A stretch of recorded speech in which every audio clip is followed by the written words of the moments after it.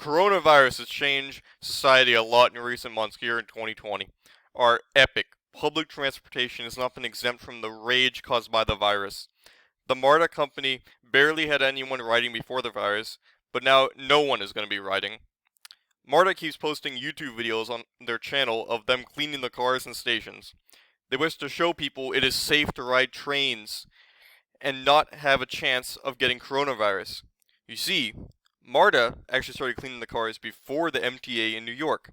New York got hit the hardest, yet they have not stopped using their public transit.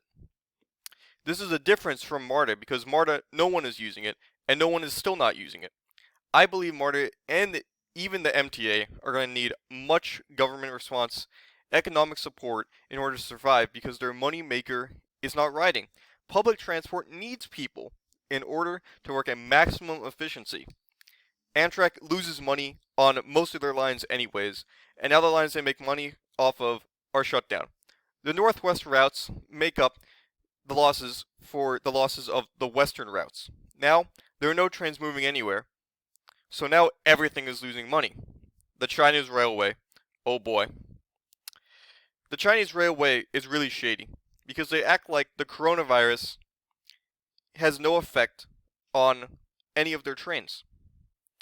This is not the case because before China kicked out the US reporters, they reported that all Chinese railway trains are in sheds and do not even matter to the people of China because they're not being used for transportation purposes. The Chinese railway are not stating the true way they've been affected by the coronavirus, but we now know how they've been affected by the virus. The worldwide coronavirus pandemic has affected all parts of society, from schools to trains. This virus is unrelenting and wishes to destroy everything for no reason. The virus is currently public transport's greatest threat, and public transport companies need to focus on gaining government funding right now. The government is already giving money to the airlines. The airlines! That should be a flat rule that trains should get the same amount, if not more, than the airlines. Airlines make tons of money, trains make like nothing, so they need more funding here. So trains are a core part of a society, and if trains fail, we fail. How are you going to get to the airport to ride all these airlines? Oh, sure. You could take your car or bus. You need a train to get to the airport. If you take a bus or car, same roadway as a truck goes on, boom, traffic, emissions, it's going to be super slow, you're never going to get there. You're going to miss your plane and you're going to be like, oh no. But if you had taken the train, then you would have gotten there on time, wouldn't you? Well, it is always better to take the train to the airport. In fact, it would be even better to take the train to the train station in order to generate more money for the trains, because we need it. The coronavirus will not be the final nail in the coffin of public rail transport if we do not let it. The coronavirus is only a minor setback in the long line of train advances to come in the future.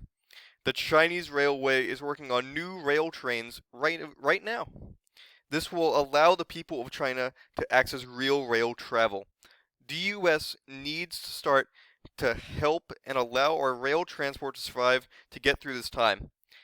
If the public rail transport industry is left to fend for itself while airlines get funding, they will fail.